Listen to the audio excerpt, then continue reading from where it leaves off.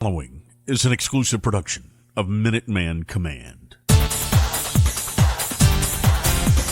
The Flagship Pod with your hosts, ESPN personalities Mike Corey and Rene and Ingoglia, is on the air. Brought to you by Todd Fritz Roofing, with insight and info from UMass and MAC insiders. From the Command Studios, here are your hosts, Mike and Rene. Coming to you from the patio today. They're doing work inside the house, Rene. That's why I'm out here. I'm not on vacation. We're working. I think you're fooling people. You look like you're in Florida there, but you're in. Correct.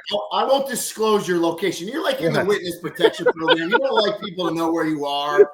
You're in the Northeast, but what a beautiful day, because the weather's been crappy up there, hasn't it? It has been. Like 2 days ago, we had pouring rain, 58 degrees, and you're down there complaining about 95-degree weather. I'll bitch. Yeah, it'll be 90 every day for the next 95 days. But I noticed we both have hats because bad hair days.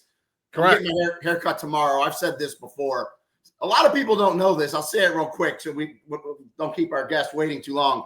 During the football season, I get my haircut every 3 weeks religiously because obviously we're on TV. When it's out of season, I'll go 7-8 weeks. So my hair's a mess. Well, me too. A lot of hats. But see, I'm in the process of trying to find a new hair person. I've been struggling over the last year and a half, 2 years. I don't know what the hell it is, but I got to find somebody new. So I'm just letting it grow out right now.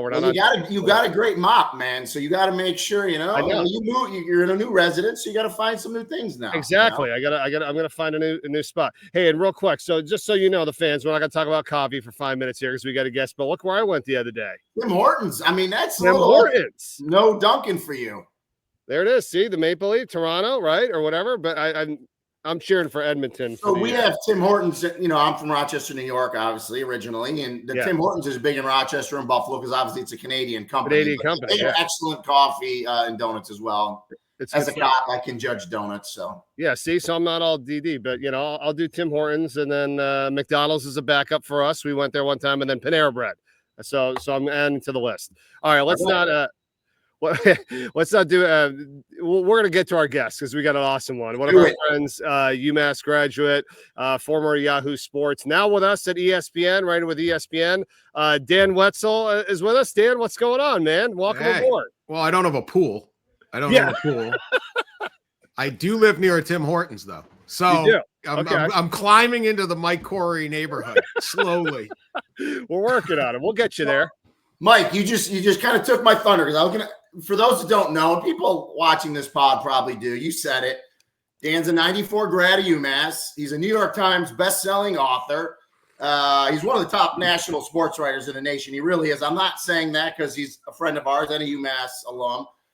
Executive producer for Netflix series or documentary he did on Aaron Hernandez. Mm-hmm. If you're listening to this pod, you've probably seen it. If not, watch it. It's incredible. Obviously, as a former law enforcement, I loved it. And then, but you kind of hit it. His biggest accolade to this point is 30-some years later. He's now colleagues with you and I at ESPN, as he's now a senior writer for ESPN. So welcome to the team, Dan. We should go to Twister's Tavern or something and do this up. Celebrate. That place isn't open, is it? I don't think so. They violated a few capacity codes back in the day. I was just up there for the spring game. All the ones we know, like the buildings are all still there. They're just all named something different now. Yeah, we had, what was it? We had the pub, we had Charlie's, Mike's Westview. The Spoke is still there. Yeah, Spoke is old school. They're doing great. Yeah, they're the one that's actually still there and still going is Antonio's. That place, of course. It's never going to go anywhere. Yeah, of course. No. I was there when it went from.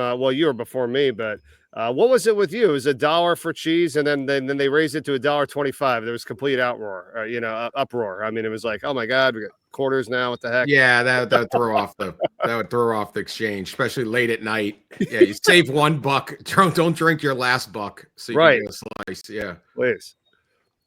Hey, how's it working with us now over at ESPN, Dan? I mean, I know it's for you doing stories, all the stuff that you do, but what was it like for you making the move and coming over with us now? Yeah, it's great. I'm still employed, so that's a good start. Yeah. They haven't put a U-turn on it. It's good. It's like when you work remote and you change jobs, it's just sort of funny because it's like your first day of work, you're still in your own kitchen making coffee. And so it's, process of meeting everybody and getting going, but it's exciting. It's really, I was at Yahoo for 20 years. And so making a move is always bit, but yeah, the air smells sweeter, everything's a little better over at ESPN. Just is worldwide leader. As a senior writer, like, tell people, like, what kind of, not your beat, but like, do you have carte blanche? Like, what will you write about? Like, what will be your main focus? So some of what I'll do is still football, things like that. But some will be more sort of in-depth or reporting, some more investigative stuff, more issues that take more than, a few hours to work on. So some longer term things, and then hopefully some things that translate into video or podcasts or documentaries or whatever. So we'll see how we do, but little more of the heavier topics or more serious topics. I don't know if they're all heavy, but then just who's winning football games and things like that. But still a lot of football, hopefully. Mike, I gotta say, I jinxed it. So when I heard Dan was coming over to us at ESPN, I texted him and congratulated him. And for those who don't know, when football season starts up, the beginning of August, we have a seminar, college football seminar. It's usually a day and a half.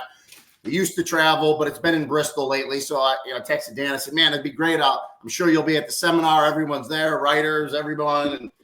And he's like, yeah, and it's so, we have dinner and have some drinks. It's really a great time besides all the breakout stuff we do. It's really a great time just for all of us to see each other because we're all on the road.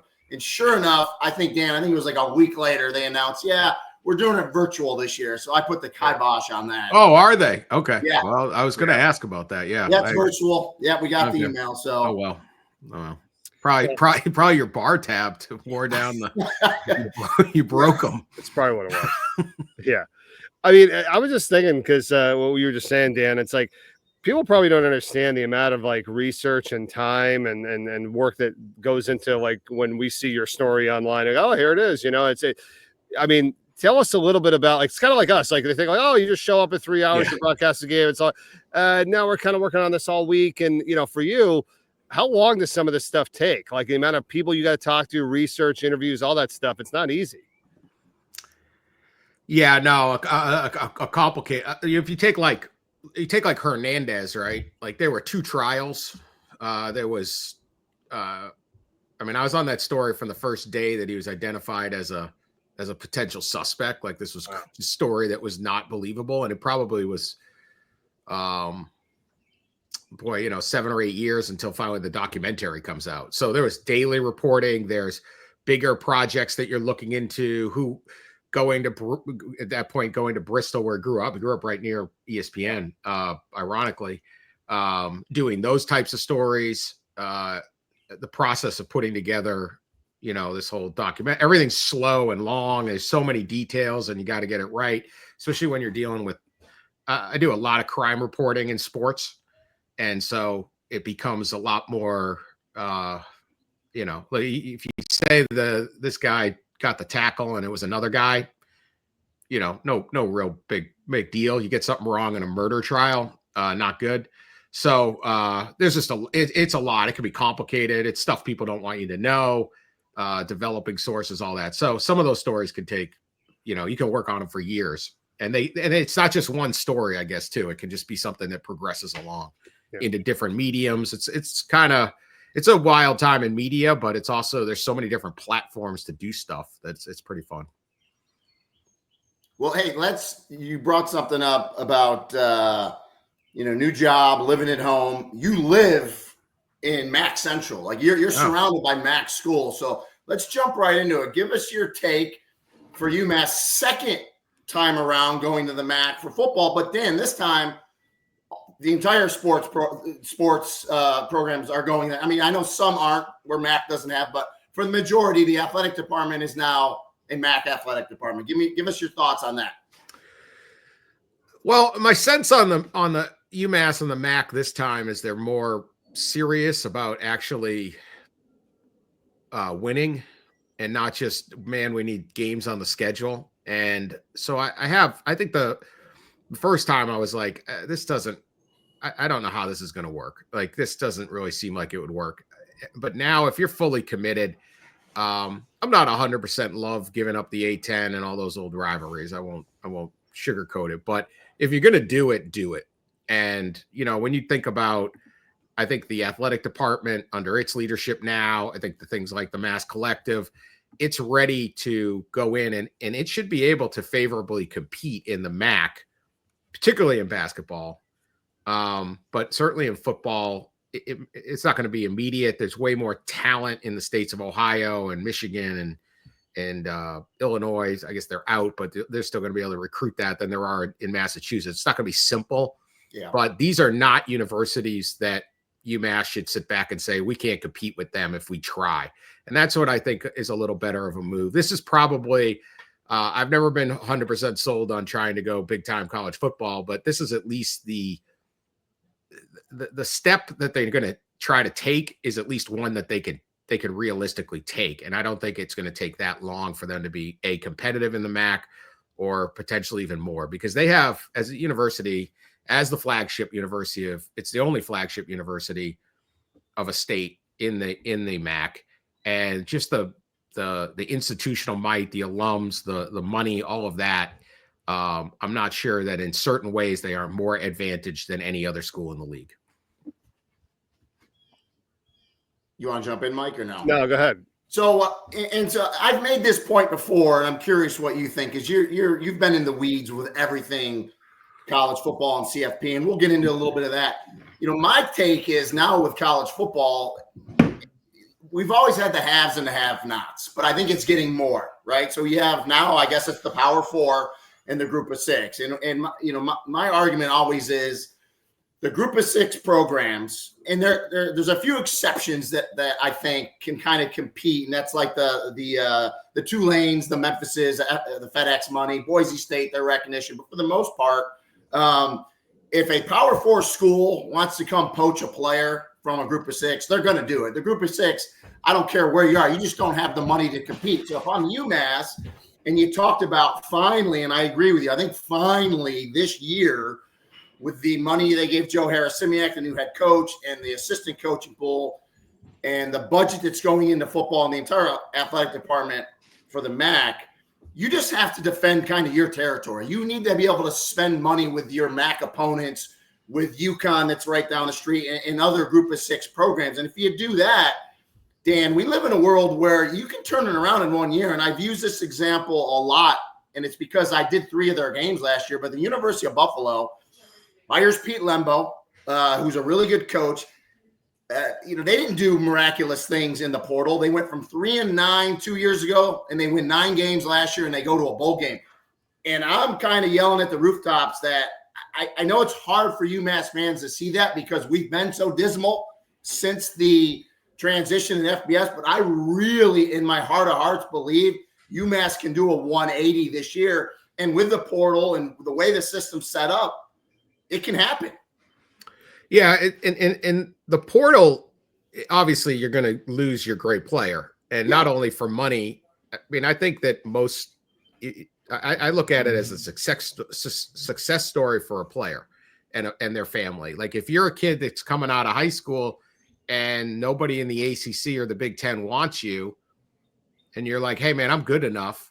And they're like, yeah, well, you weren't good enough when we were offering as a junior, whatever it is. And then you go to a UMass or you go to an Akron or you go to wherever, and you prove yourself, you keep working, and you show you guys were wrong. And now you get the opportunity to go transfer to play in the big. I mean, who doesn't? No offense to UMass, but no one's sitting there dreaming, boy, I hope this is the pinnacle for me. No, you got a chance to go play at Penn State. Well, I'm gonna go take that. So It's not just the money. Now, the opposite, and this is what the MAC coaches have done the last few years, there's 2 things they can do. One, because of the portal, a lot of schools, maybe not the Ohio States and Penn States, but some of the lower parts of those leagues and the ACC don't sign 25, 28 high school players anymore. They're signing 18, and they're bringing in transfers from the MAC, from the Sun Belt, from wherever, right? Look at Indiana, basically loaded up on Sun Belt and MAC players, and they went to the playoff. Yep.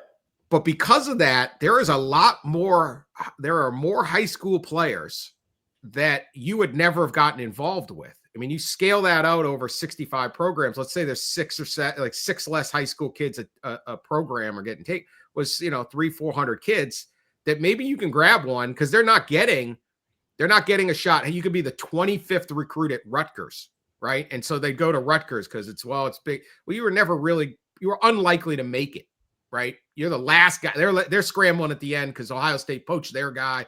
So you think it can trickle down. So you can get in with a little better level of high school player. The other part is the MAC schools are doing the same thing. They're waiting and saying, hey, here's a kid that went to Rutgers that we liked 2 years ago. He didn't pan out, but he just spent 2 years getting through the weight training, the nutrition, learning how to play. Rene would know better than anything, right?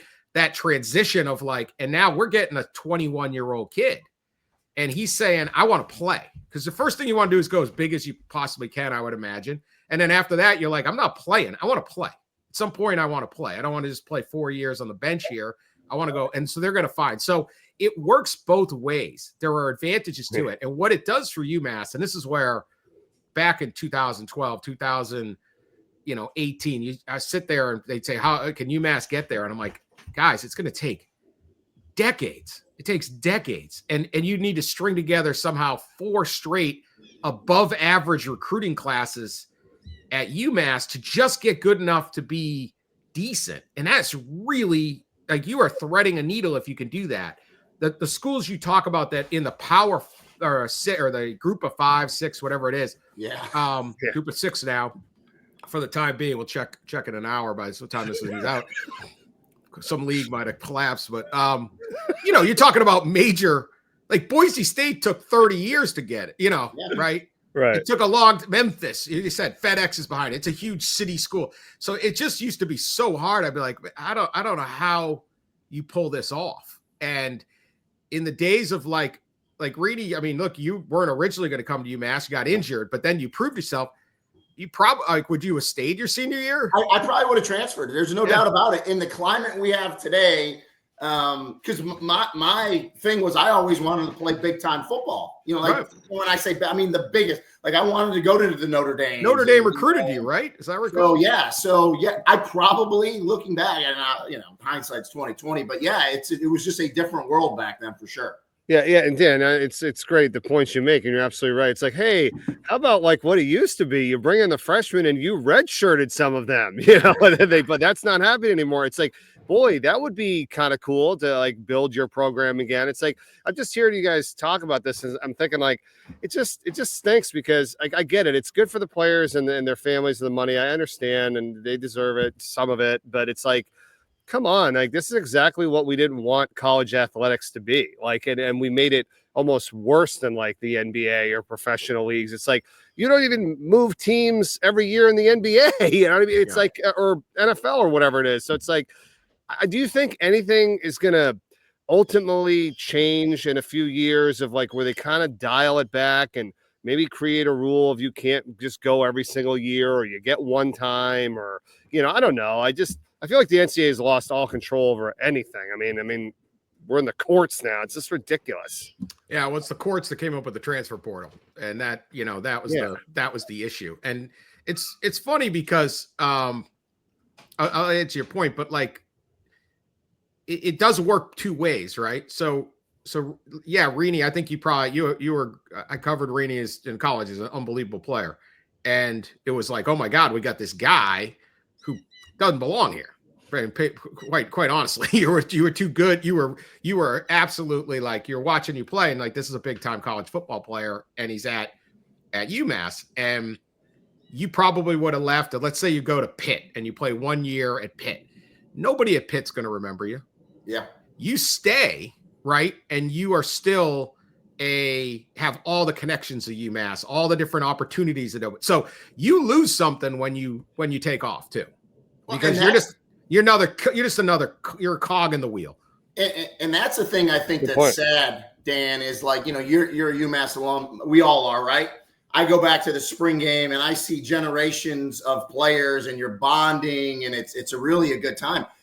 We have players playing now that have been to 3, 4, 5 schools. It's if you do graduate, okay, where's your loyal? Like in 50, when it's all said and done, all we have is our memories, right? And our experiences and our friends. Like, where do you go back as an alum? Like, I think there's a lot of kids that are just chasing money. And listen, I get it, but some of them are chasing money it's not life-changing. It just isn't. And it's just, yeah, it's a crazy situation. But before I lose my mind, Dan brought something up, Mike, that basically what you said, Dan, I'm not putting words in your mouth, correct me if I'm wrong, is this kind of turmoil in athletics, specifically college football, is probably good for the UMass football program, because it throws things in upheaval where you said it takes 20, 30 years to build something, but now with these rosters, you're not stuck with players. You're moving them in and out.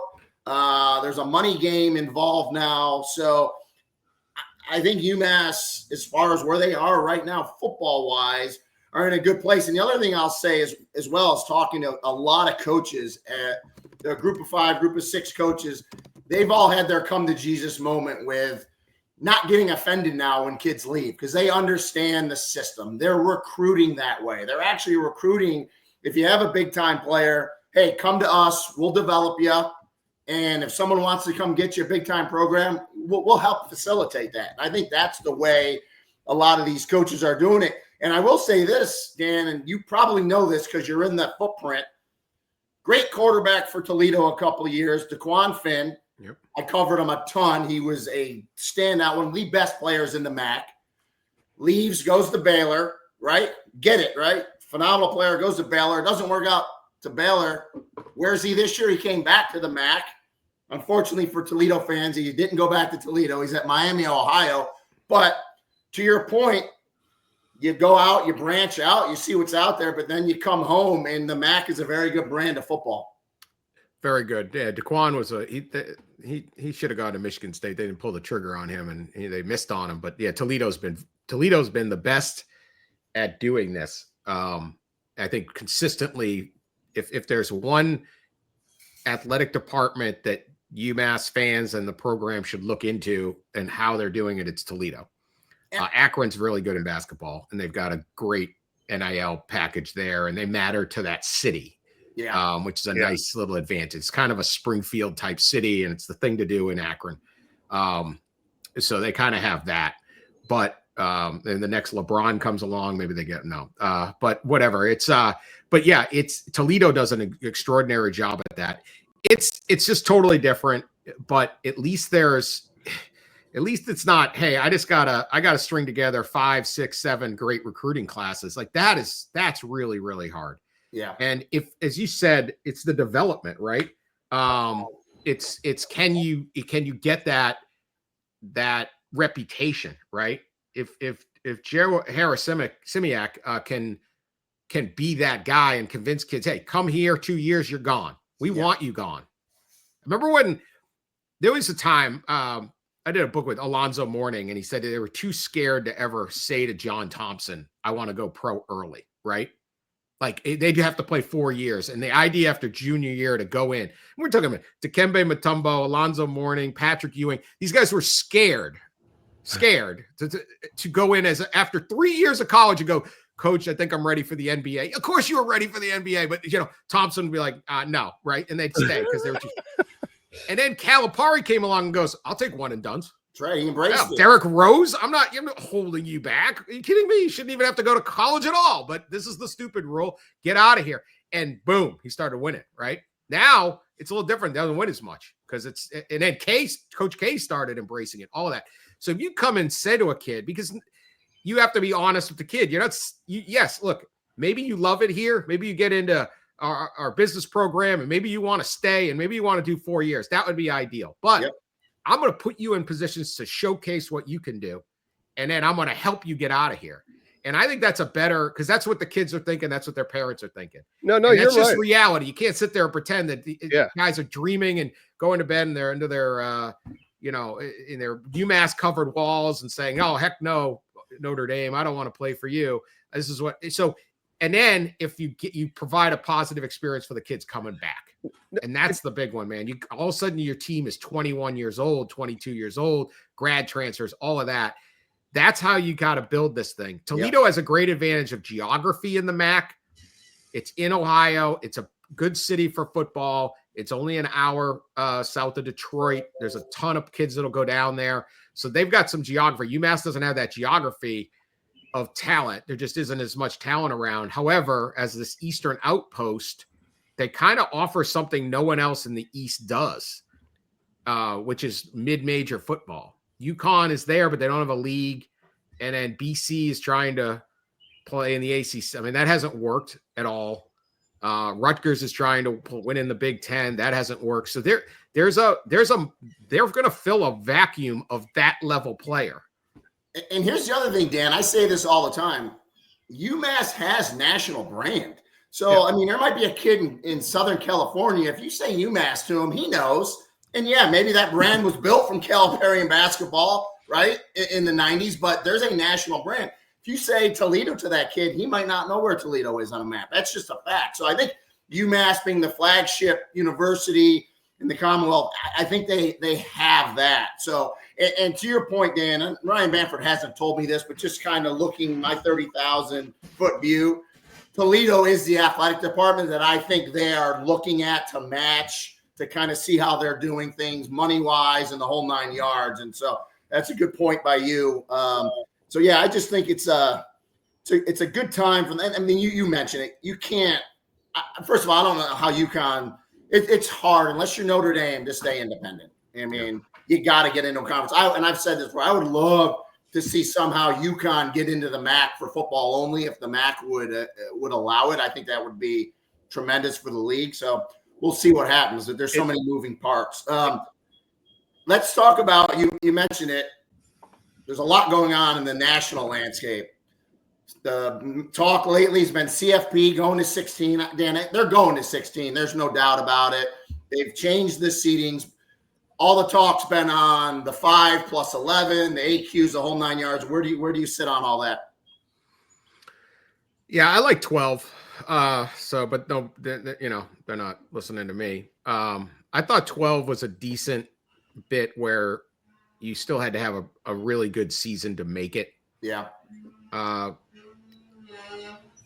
Nobody gets up in their feelings more than college football, man. I mean, it is for a group that stands around and talks about dealing with adversity and all their coaching things. Like anything goes wrong, they just gotta. Alabama doesn't make the playoff, and we got to expand to 16. Okay, like at some point, they're going to argue 16 and 17. But in my opinion, if we're going to do 16, I would keep it simple and do the 5 automatic bids, right? Yeah. So the ACC, the Big 12, the Big 10, and the SEC, and then the one group of 5 gets an automatic. Although I think in the top 16, that team's going to be there most years. Anyway, but give that guarantee. If the dream comes true, there's been undefeated teams in the MAC. I mean, it's Western Michigan did it.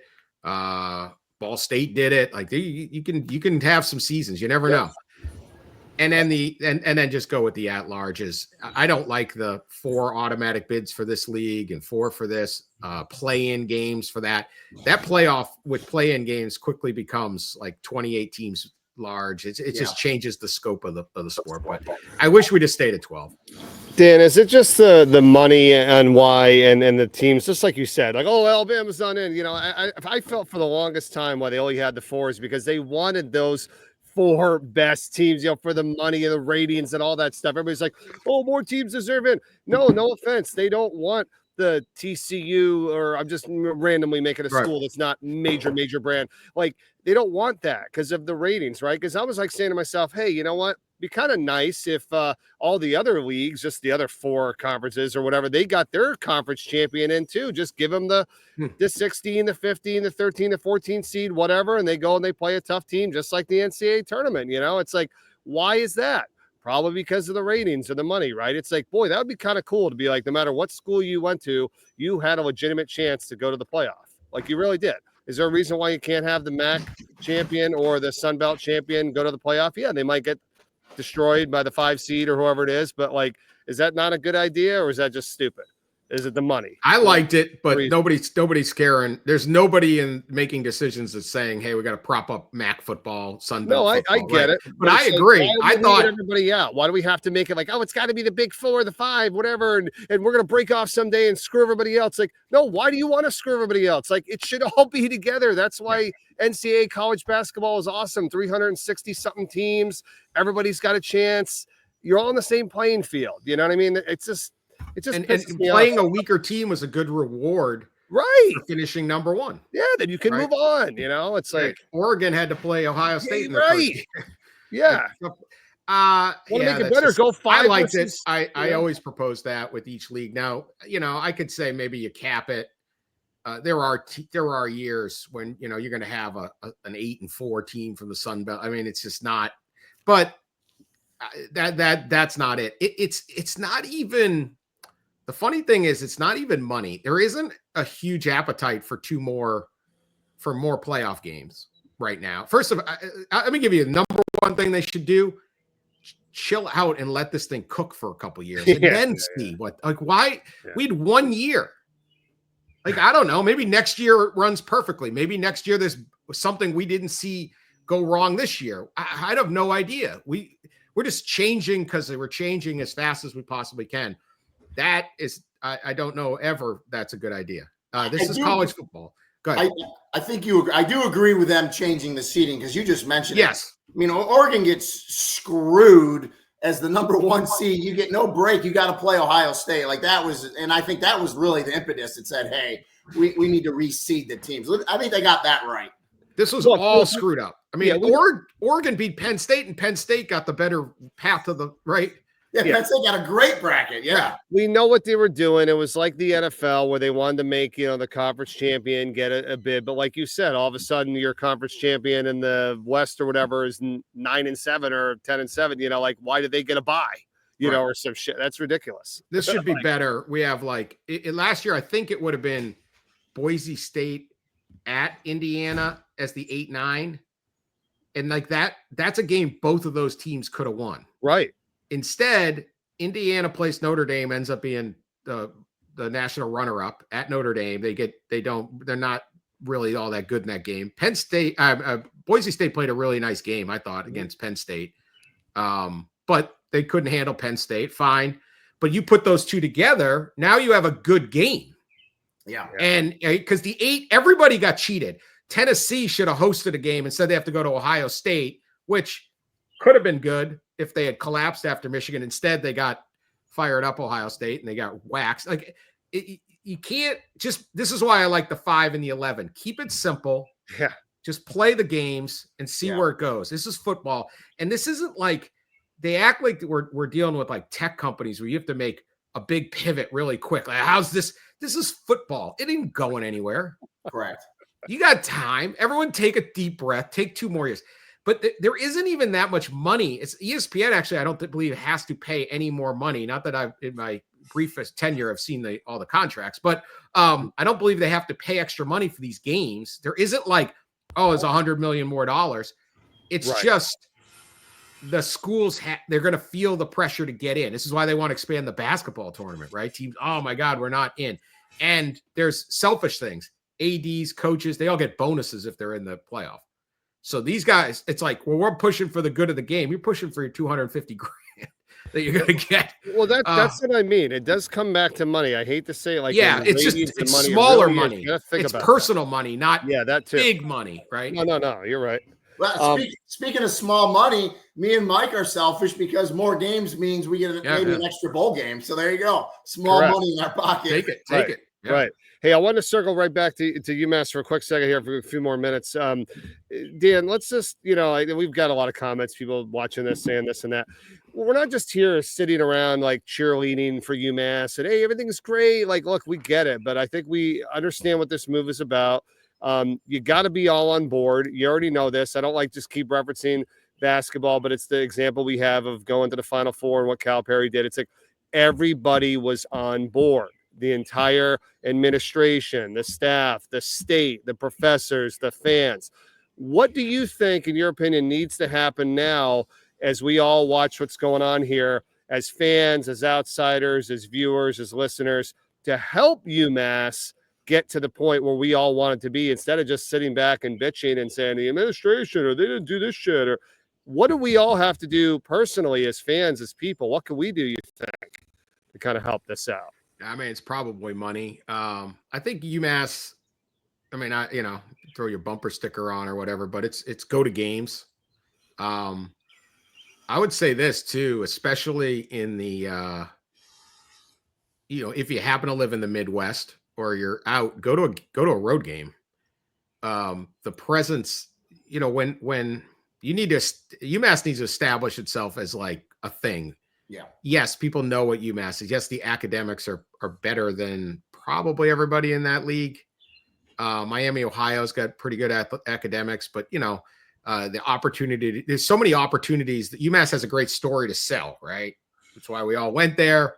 It's, hour and a half from Boston and hour and a half or 2 hours from New York, and you're on the East Coast, and it's a beautiful campus town and all that. And some of these, if you've been to a lot of these MAC campuses, there's nothing special going on here. No offense to Akron, but it's going on. And so there's a lot to sell. And I guess it's a little of that, particularly if you can go to that. I just think, look, I have been, when UMass first went Division I or 1A or whatever they're calling it then, I was absolutely like, people would ask me, and I was on some podcast, I'd say, no, this is not a good idea. Like they are not equipped for this. I've been around, as you guys know, you get around major college football and you're like, the gap is so extreme. I don't think you guys get it. People will say, well, we could maybe be BC. Well, BC isn't any good. Okay. So that's the goal. Good luck. BC's the worst thing that ever happened to BC athletics was going to the ACC. They haven't been good in anything other than hockey since. They just haven't. Their basketball program, when I was growing up, you're right. Their basketball program was go to Sweet 16s. They would compete in the Big East. They'd have NBA players. Their football team was good. Had its moments. It was exciting. And everyone they go to the ACC, and they haven't been any good in any of it. Not much. Right? It's such a huge gap. The irony is, and I've said this publicly before, and I don't know if it's 8 years, 10 years, 12 years, Dan, but what I think is going to happen, we're going to have a break off. You're going to have like 68 schools break away. They're going to do their own thing. The rest, which ironically will be about 68 left with all the ones coming. And it's going to be like it was 40 years ago. You're going to have 1A, 1AA all over again because the money discrepancy is going to be huge. And guess what? Those 68 that break off, they'll do their playoff, and the other 68, they'll do their playoff. And guess what? You can still interplay. You can still do bowl games because at the end of the day, the powers to be know the popularity of college football is huge, and it's not going to diminish anytime soon. But I just think money-wise, that's probably what's going to happen. Ironically, it's going to be like 1A, 1AA all over again. Well, maybe the group of 5-6 people say, look, we should have just going to these bowl games is enough. Let's have a playoff. Like their playoffs are fun. Yeah. 1AA playoffs are great. They still are. FBS. It is. It's fun, right? They're fun. FCS now. FCS. Yes. Yeah, we do those games. We've done them before. They're fun. Cool. Listen, the campus gets excited. Yeah. Everyone's excited. I think one of the challenges for UMass that other schools don't have, it's one of the few schools, and I can't remember the number, but it may be under 10 that have that try to play major football, basketball, and hockey. And it's just that's a lot of athletes, right? So that's the thing. As I always was, when they first went in 12 and UMass hockey wasn't doing anything. And that to me was the biggest sleeping giant on that campus, because you say, we can win in hockey, right? Football is just like, you guys are so far. What is the plan? Oh, we're going to play a couple bye games. And all of a sudden we're going to get 5 straight really good recruiting classes. And we're going to be great. And it's like, oh man, like good luck. But that's just, you are going to have to catch lightning in a bottle, and that coach is going to leave. And it's just, there was the plan was just like, we can do this. It's like, no, you can't. And I think, unfortunately, I was proven right on that. They haven't. Now they kind of have a plan.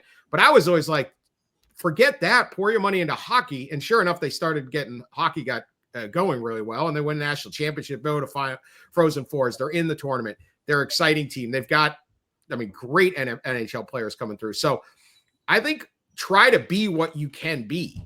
And I think right now, as much as I'd still say, I don't know what the end game here is, but you can be a really good MAC team. Yeah. And nobody wins the MAC every year. It's a different team every year. Every year. Yeah. You can be a really good MAC team. And so focus on trying to do that. And that's possible, at least. I think before it was just, it was a lot of hope and prayers and a lot of like misunderstanding of the gap.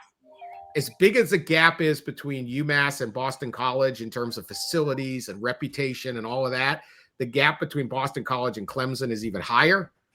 And then there's probably another gap after that. That's a great point. Maybe not. But even I would say the gap between Boston College and I don't know who else is good in that league, but let's say Michigan State is significant. Yeah. And then there's a gap between that. Like, so you're just so far down the pecking order. How now you've got something to tangibly shoot for and say, hey, we can compete in this league if they're far better organized and with the portal and with NIL. And yeah, we could have more money than these teams. We're not going to have more money than these other guys, but and I just think sell that we are mid-major football on the East Coast and there's in the Northeast and there's really nothing else like it. UConn's got somewhat, but UConn doesn't have a league and they got an off-campus stadium. I mean, they have their own headaches that they're trying to do. Yeah. Hey, before we let you go, Dan, anything specific you're working on we can help you out with, promote what's happening, what's going on in your world right now? I just I do a series of books for middle school readers. So if you got a middle school reader, second, third grade to like eighth, depending on, I was more of an eighth grade slow reader, but all on sports biographies of athletes. We just had Caitlin Clark come out. It's the 11th one. So we have LeBron, Lionel Messi, Steph Curry, Tom Brady, Patrick Mahomes, Simone Biles, all different ones. So, and Caitlin Clark just came out last week, maybe. So fairly popular young lady. That's awesome. Yeah. That's awesome. So if you got, especially the boys, it's hard to get anyone to read. Yeah. Including adults, which is why I stopped writing books for adults. You got to make them digitally now, Dan, on people's iPads. Well, yeah, we try. Well, there you can get them on the iPad. I'll give you a funny story. And then, so I worked with the librarians and the librarians love it because especially boys, fifth grade boy, they got Fortnite, they got everything except, and then it's TikTok. I mean, forget it. And then they're like, well, I'm not reading a book. Well, maybe you'll read a Patrick Mahomes book, right? Like that's our shot, right? Maybe you'll pick up Patrick Mahomes and say, okay, this guy's all right. I'll read a little bit about him. And they got to do book reports. It's like 100 pages, like we used to read as kids. But so it was originally about like trying to promote reading of by middle school kids. And then they started doing audio. You could get an audio book of it. And Caitlin Clark's is on Spotify. I'm like, well, I'm going to sell whatever I can sell, but I'm like, kind of defeats the purpose of right. You want to read. Exactly. Or we can just listen to Spotify. Like, I guess we lost the reading part, but if I make a buck, what do I care? I'm going to get these for my daughter because she's 6 years old. She loves to read, but then you're right. All of a sudden, it starts pretty early. The other day, I'm just hanging out with her. She goes, "Daddy, do you have TikTok?" I'm like, "Oh God, here we go." Yeah. No, I'm not doing that. And then she's like, "Daddy, ask Google how you do blah blah blah." I'm like, "What is going on here?" Yeah. I'm like, so I got to grab these books. Good luck, Mike. You got a long way. You're just Rene and I survived. We're out of I'm almost out. We're not even talking about club sports yet, Mike. Wait till you have to deal with that. We'll do a whole thing on that one. I'll be back. Rene and I have had some long heart to hearts. Like, what is this nonsense?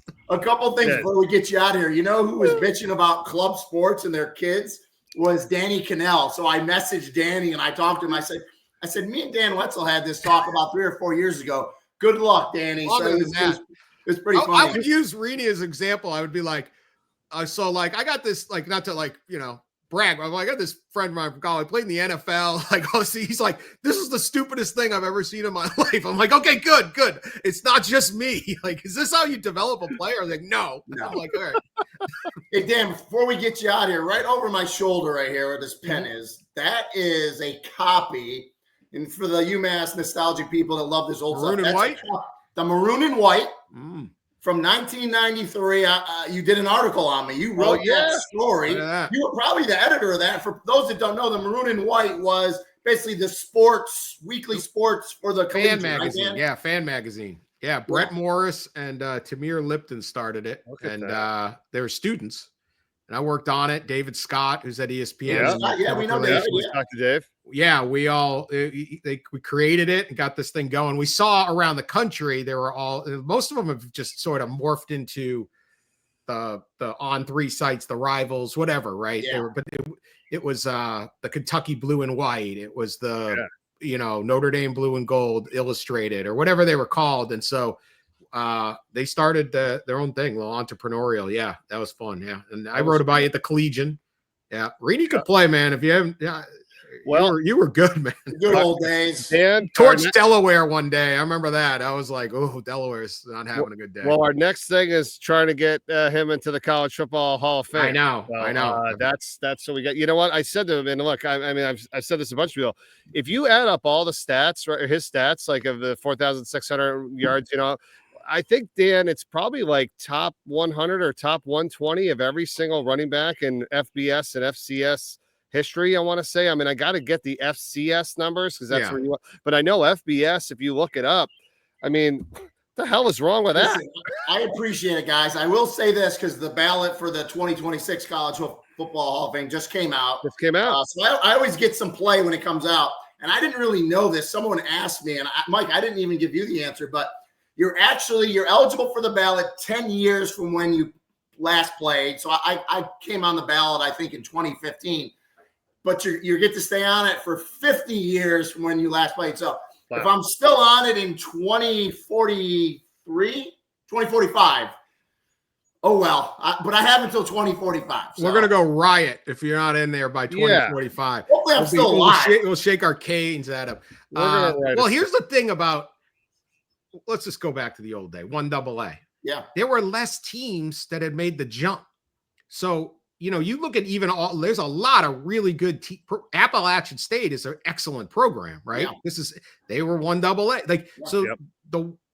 To sit there and say, oh, a 1AA now, it's programs 135 to 200. And they're still, I mean, look at North Dakota State's got a guy in the league every year. So there's still great players there. Yeah. But at that point, it was probably more like 90 to like it was that it's a lot of what the group of five is now. And so that's a good point. I think people have lost that. The level of football was very, very good. In the early 90s, it wasn't bad football. In the early 90s, and of course, football was different back then. It was very fundamental. We ran the ball a lot, but everybody did. In the early 90s, our UMass team, we didn't play any 1As, but we could have easily played it with the MAC schools. As a matter of fact, in 94, we had a down year in 94, your senior year. We played Youngstown State that year.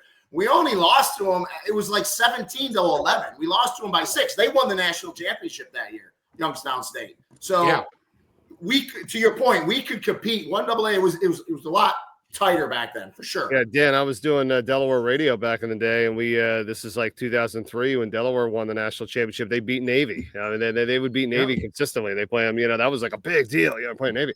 But and Navy's good, so it's like, but you're right, it was a different gap. But there was another guy that I covered, Jerome Bledsoe. Running back. Yeah, he was a fantastic player.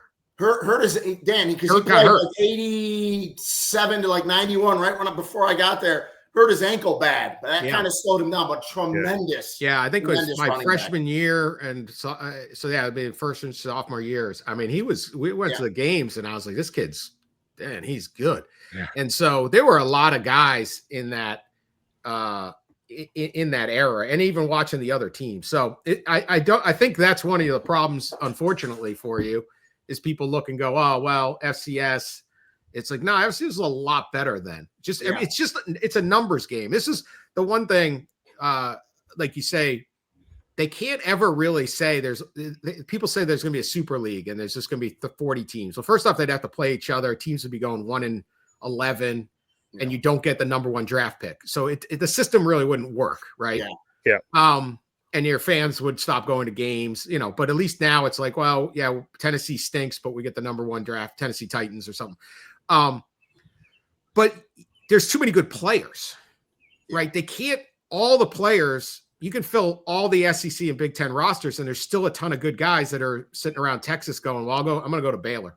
I'm going to go to this. I'm going to go to that. And so it's really just a numbers game. So if there's, if you have a 100 rosters with 100 kids, right? It's 10,000 players, right? But maybe there's 10,000 good players. So what if you only have 80? There's still there's still a ton of players there. So there's just a lot of talent out there that can be had. And listen, we didn't even talk about the House settlement, which is about to come down. And of course, they're going to cap rosters at 105. So that, which to me is nuts. But that's an NCAA issue. We had a discussion with Charlie Baker about that at our seminar last year. Why they're capping the rosters at 105 to me is bizarre, but whatever. But that just, to your point, smaller roster sizes, kids got to move around. The one thing the portal did do, now granted, there should just be one portal. The one thing the portal did do is it took that depth away from Alabama, from Ohio State, from Texas. And those kids were like, I'm not going to be a third stringer when I can go start at Tulane. And I want to play. They want to play football. Yeah. That's one good thing the portal did for sure. Yeah, absolutely. You even see it in the baseball. You see it in all the sports, but I don't know if you're watching this baseball tournament, but like they don't have the pitching staffs they had. They don't have the, like all of a sudden, I watched Little Rock and LSU last night. Little Rock lost, but you have Murray State, more and more upsets. It spreads it out. But yeah, first thing a kid wants to do is go to the biggest school possible. Then he wants to play. Yep. And so you have to you have to use that advantage and say, what does UMass have? Well, we may get a little better bit of a high school kid that isn't getting that back end of a recruiting class. But what we really can get is be the place. And I don't care if you work out deals. You take, let's say it's Rutgers. Let's say it's Boston College, right? Say, look, Bill O'Brien, you got a couple guys you're not sure about. You send them here. We'll try to steer them back to you. And if you got a guy that didn't work it out, maybe, oh, that's a good idea. That would be something. I didn't think about that. UMass and BC fans on X, they would love that. Well, yeah, they hate each other, right? But the BC UMass Alliance or something. I mean, you're starting. It doesn't have to be that. Set it up with Michigan State or something. I don't care who you set it up with. You go like, hey, we're gonna have our guy here, and maybe you help us a little. Maybe we set it up with Ohio State. Ryan Day played. Why are we doing BC? Played at UNH. Here we right, go. Yeah, we're doing BC. No, why are we doing BC? We're doing Ohio State. Let's get a good team. Exactly. It's a great point. Dan, so awesome having you on, man. Thanks so much for joining us. Hope it's a great summer for you. Yeah, we'll be in touch for sure. Thank you, brother. Listen, when UMass gets their 6th win this season and they're going to a bowl game, we're having you back on. We're going to celebrate that first bowl game. UMass fans are going to just write a huge article. Listen, when they go to a bowl game this year, Dan, that's got to be your story. You got to go to the bowl game and write about it. They might have to. Yeah, we're going to the Bahamas Bowl. Go Daddy Bahamas Bowl. No. Hey, no matter where. I hope it's the Detroit Bowl. That one's my favorite. 11 a.m. the day after Christmas in downtown Detroit. Who doesn't think bowl season? Yeah, that was one of our favorite games, to be honest with you. The Quick Lane Bowl, man. We had Kenny Pickett, DeMar Hamlin, and Pittsburgh, Eastern Michigan. Hit Eastern Michigan. 3.3 million viewers for that game, Dan. To go to our point about how popular college football is. Oh yeah. This is the sport. No matter what they do to the sport, you can't break it. Yeah. It's just the appetite for football. I'm betting on America's appetite for football. They're trying, but they can't break it. They're trying. Can't do See you, Dan. Thank you, brother. See you Have guys. a great one, man. Thanks, Dan. How good was that, Mike? No, he's the best. I mean, he's great. I mean, it was like, I wanted people to understand like what it takes and how much work he puts into what he does. It's pretty phenomenal. You read the article, you don't know what it took. We were going to have a little segment kind of busting his chops because Dan is straightforward. Like he calls it like he sees it. And I know a lot of UMass fans on X kind of get at him that he's not nice enough to UMass. I know some of his national colleagues give him shit. And listen, you mentioned it. Listen, I admit it. Like I am a cheerleader. Okay, listen. I played 4 years. I was at the school. I played 4 years. Started 4 years. I was there 5 years. I graduated from UMass. Football made me the man I am today. Made me the husband, the dad. Everything I am, the professional. So yeah, I am a cheerleader. Now that doesn't mean I don't get upset at decisions they make and things they do, and I don't question it. Of course I do. But at the end of the day, I will always be in the corner of UMass football. That's just the way it is. No, 100%. I get it the way other people are, but no. I love Dan. Dan really is one of the best national sports writers in the country. He is. And so here's the thing, like, we're watching this, we're doing this. We have another 2 or 3 months, right, before the season really kicks in, starts off. Then we'll start to see what happens, and we'll have a few more comments, I'm sure, of course, of what's going on. But right now, it's all, we have no idea. You know what I mean? So we could sit here, we could say, oh, this sucks, or we're not where we should be. No, we're going to wait and see what happens, and then we'll take it from there. But it being positive, I think, right now is kind of the step. But I like what he had to say.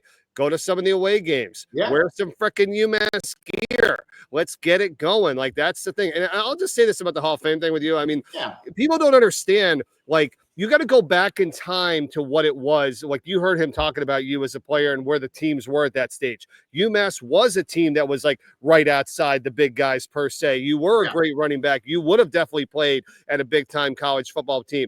Now we see UMass kind of stinking. So everybody's like, oh, he went to UMass. Like, no. We have to transport yourself back to the 90s when you played and what the situation was. You can't just go, oh, this team stinks now, so he doesn't deserve to be it. You know what I'm saying? It doesn't help you that it's like we're not where we need to be. No, you know what I mean? But that's a misconception. So I wish people would understand that. So, yeah, if the team does better, you know what it's like. Yeah. Then you win the MVP because your team won the fucking championship. But if they don't, you don't get the MVP. I'm sorry. Like, it's, so. No, I appreciate it. And it's hard because as a 1AA player, I get put in the divisional category. No, I know. So that means 1AA, Division II, and Division III, you're all lumped in. So this year's ballot, there's 100 of us divisional players. Well, they usually only bring in 1 or 2 divisional players. There's been years they've never even inducted a divisional player. Oh, wow. Whereas there's like 78 FBS players, and that'll be the majority. That'll be 14, 15 guys. So I got it. It's tough. Listen, it is truly an honor just to have made the ballot. If that's all God has in store when it's all said and done, it is what it is. But I thank you. I love, and I got a ton of support on X, and Instagram. Yeah. So I thank everyone. The UMass family has been great. You guys are awesome. I love you all.